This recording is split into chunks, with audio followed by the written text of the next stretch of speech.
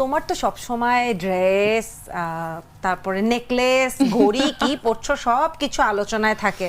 মানে এটা মানে বুঝলাম না হঠাৎ করে, আগেও পড়া হতো বাট হঠাৎ করে কেন আলোচনায় থাকছে জানি না। মানে যে একটা প্রোগ্রামে জিজ্ঞাসা করলো কোন ব্র্যান্ড এটা সেটা বলা শুরু করলো, ওইটাই মানে ভাইরাল টপিকস।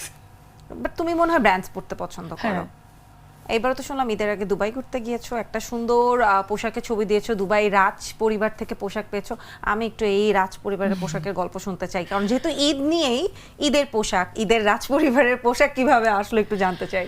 অ্যাকচুয়ালি আমাদের তো দুবাইতে ফ্যামিলি বিজনেস, তো শুধু দুবাইতে না লন্ডনেও আছে। তো ওখানে আমাদের যারা বিজনেসে আছেন অ্যাকচুয়ালি ওখানে তো লোকাল থাকতে হয়, লোকাল যারা লাইক আমাদের বাংলাদেশে এই সিস্টেমটাও যেরকম আছে, একটা কোম্পানি করতে গেলে বড় কোম্পানিতে লোকাল একজন থাকতে হয়। যেমন আমার ক্লিনিকেও একজন লোকাল, ওখানকার যে লোকাল তাদের থাকতে হয়।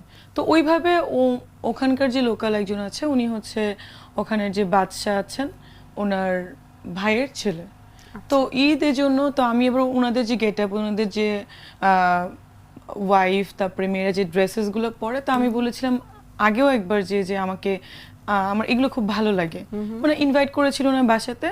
তখন আমি বলেছিলাম যে ওদের তো সাদা সাদা ড্রেস পরে ছেলেরা, এখানে একটা পরে, আর মেয়েরা তো এই টাইপেরই পরে, ওদের তো আর ওরকম না, সবসময় একটু ঢেকে ঢেকে পড়তে হয়। তখন আমি বললাম যে আমার এটা খুব পছন্দ, এরকম একটা ড্রেস হলে ভালো হয়, কোথায় পাওয়া যায়? তখন বললো ওকে আমি দিব, ওনার ওয়াইফ বললো। এভাবেই আর কি গেলাম, বললো আচ্ছা পড়ো। তখন আমি পরে আবার ভাবলাম একটু ফটোশুট করে ফেলি। বাহ, দারুণ। ঈদ নিয়ে কথা বলছি একটু, ঈদের স্মৃতি জানতে চাই। ছোটবেলার ঈদগুলো তো খুলনায় কেটেছে। হ্যাঁ হ্যাঁ, ডেফিনেটলি। কি কেমন ছিল খুলনার ঈদগুলো? মিস করা হয়? খুব মিস, মানে লাইক ফ্রেন্ডদের সাথে ঘোরা হতো। আর আমার হচ্ছে একা তো আমি, আমার তো আর ভাই বোন নাই। 7 দিনই আমার ঈদ হবে, মানে ঈদের টিভির প্রোগ্রাম 7 দিন, মানে 7 দিনই ঈদ। মানে আমি তো আর বুঝতাম না যে একদিন ঈদ। তো 7টা ড্রেসই লাগবে এবং ড্রেসটা কারোর সাথে ম্যাচিং হওয়া যাবে না। আমার ড্রেস শুধু আমার মতোই কারোর সঙ্গে ম্যাচিং হবে, এই ভয়ে আমি লুকিয়ে রাখতাম ড্রেস, বালিশের তলে রেখে রেখেও ঘুমাতাম। এরকম আছে, স্যান্ডেলটাও বালিশের তলে থাকতো ঘুমানোর সময়। তারপরে একদিন মনে হচ্ছে রাত 3টার দিকে আমার ঘুমানোরও ড্রেস লাগবে আলাদা। মানে আমি তখন হচ্ছে, আমি তো অলওয়েজ টি শার্ট আর নর্মাল প্যান্ট, হাফ প্যান্ট পরে ঘুমাই, অনেক ছোট তখন, স্যান্ডো গেঞ্জি আর হচ্ছে ছোট প্যান্ট পরে তো ঘুমাই। তো খুব নাকি কান্না করছে, আম্মু বলে যে ওর ঈদের ঘুমানোর ড্রেস নাই, ওর রাত 3টার সময় চলে গেছে, 3:30 বাজে, তখন তো সব ক্লোজ করছে খুলনা নিউ মার্কেটে। সেই 3:30 ওইটা যে আর একটা চেইন লকেট কেনার জন্য আমার আম্মুর যেতে হচ্ছে।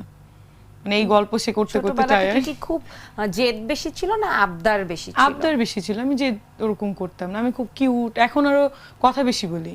আমি এই যে কথা বলতে পারি, আমার খুলনার যারা আছে রিলেটিভস বা আমার যারা ফ্যামিলি মেম্বার সবাই বলে কত কথাই বলে না, মানে আমাকে 10টা প্রশ্ন করলে খালি এরকম করতাম, মানে শুধু এরকম এরকম। এখন আম্মু বলে কি একটা মেয়ে কথাই বলতে পারে না, এরকম করতে খালি আমার মুখে।